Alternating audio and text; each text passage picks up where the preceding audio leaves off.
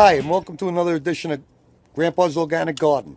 Today is January 3rd, a little nippy out, but the ground isn't frozen. So what I'm going to do is I'm going to put some garlic in for next year.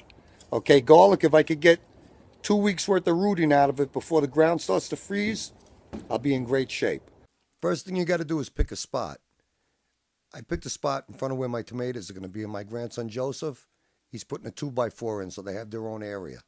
My other grandson, Jaden, is preparing the soil because we're going to add some amendments to it. The first one being this really, really, really rich compost. This stuff is packed with beneficial microbes, worm castings, earthworms. It's just great stuff. And, we make it ourselves with leaves and grass. It's in the compost pile. Okay, now we're going to add some other things such as bone meal, blood meal, seabird excrement, and backwater. These elements are high in nitrogen and phosphorus. They also contain trace elements that are very beneficial to plant and root development. And they also make it a lot easier for the plant to process nutrients that are in the soil. This guy's working me like Kunta Kinte. Okay, what we're going to do now is we're going to plant the garlic.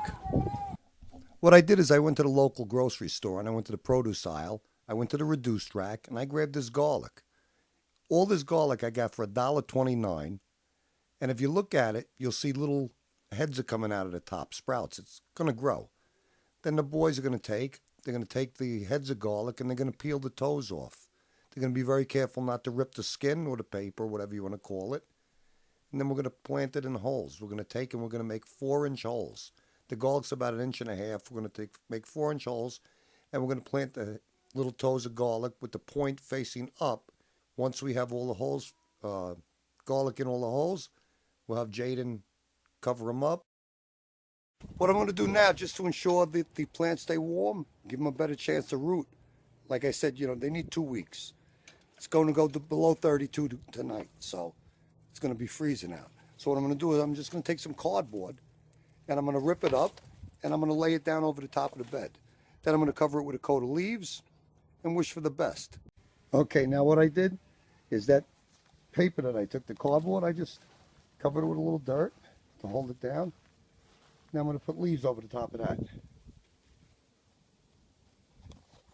Okay, so my leaves are all on top of the bed. Got them nice packed in there. I took some plastic and I stapled it over the top to keep some heat in, keep the moisture in. That'll keep everything warm. And for $1.29, I should come up with 50 heads of garlic. So let me give you a rundown what we did today. We prepared the garden, we prepared the soil, the bed. We put nutrients in it. We put organic matter in it.